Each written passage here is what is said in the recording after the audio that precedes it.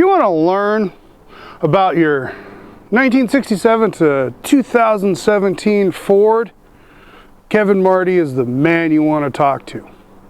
For a nominal fee, and he'll tell you exactly how your car showed up at the dealership. That's right. We got a Marti report for good old Stan here. So we know exactly how the Ford Motor Company shipped this and to the dealership it was sold through 55 years ago.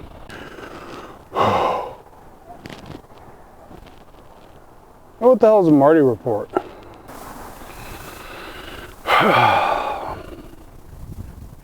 Well, you see, the Marti Auto Works, in their own words, is the privileged licensee for all of Ford Motor Company's production data from 1967 to 2017.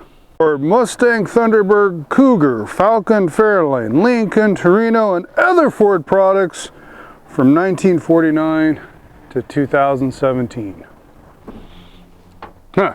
Well, that's not what the website says, so, you know, don't know what to say. All right, so this chap named Kevin Marti acquired all this production data from Ford. And if you send them your VIN number, and depending on the package with which you choose to purchase, the nominal fee with which they request, they will then comb through their database, providing you said information and packaged in a variety of different ways. So check the website for the current data packages available that you can get from Marti if you're interested in doing this for your own vehicle.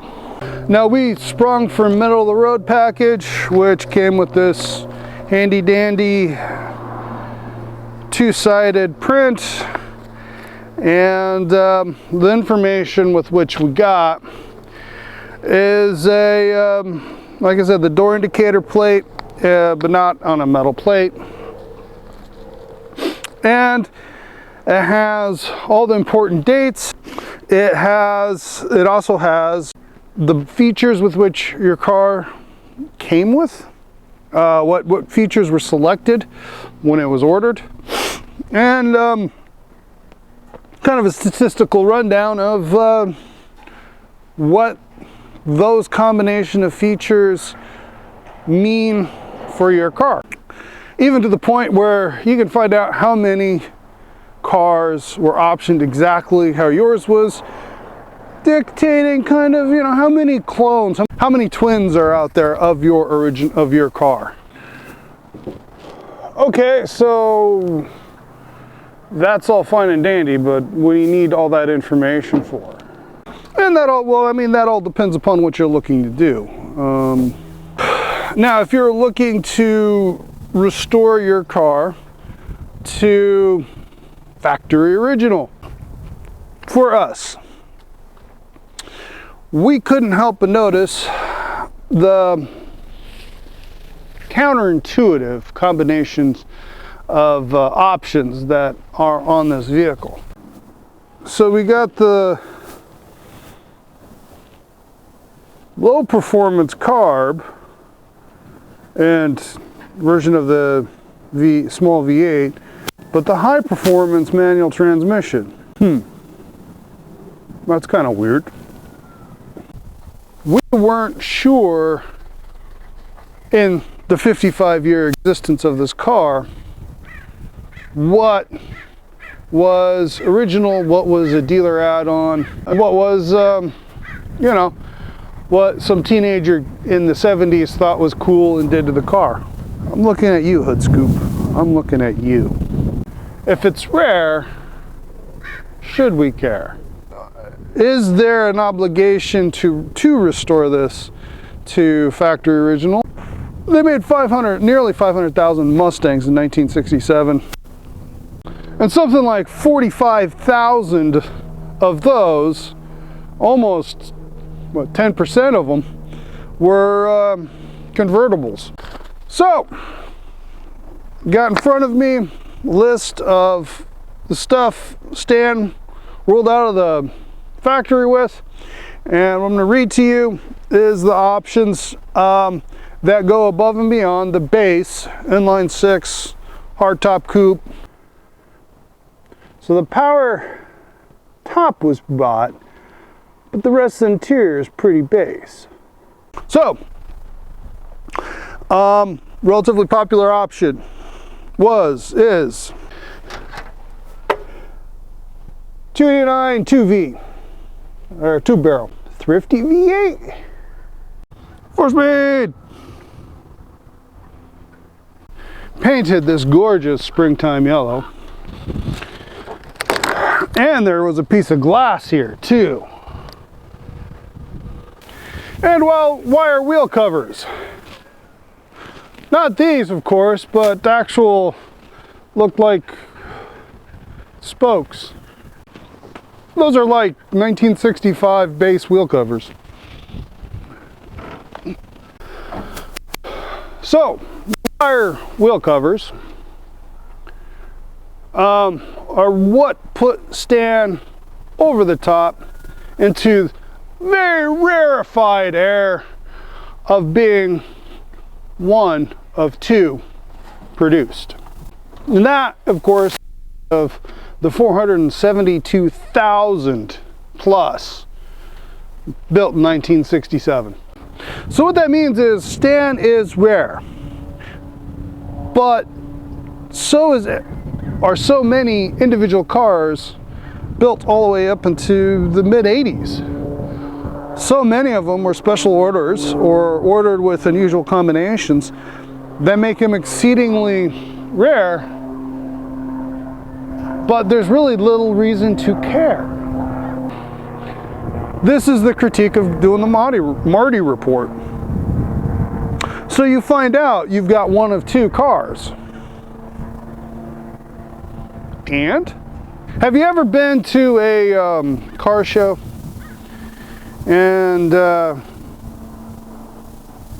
talking with owners of different cars, maybe the subject of value on a car comes in, and well, it goes something like this. That's a gorgeous car. You what's something like this worth? Only two other cars were made just like this one, and both of them have been lost to the ages. So this is the only one like it in the whole world, and therefore it's priceless. But is it really priceless? At the end of the day, it's a Mustang. And whereas Mustangs are cool cars, the first generation, they literally made millions of them. They're special, but definitely not rare. And many first-gen Mustangs that were plain Jane and not that collectible or interesting have found their ways of getting cut up to preserve and restore those more interesting packages and option features to keep those on the road, and that's not a bad thing. And yeah, this has got a odd combination of parts, which makes it rare, but so does a resto mod.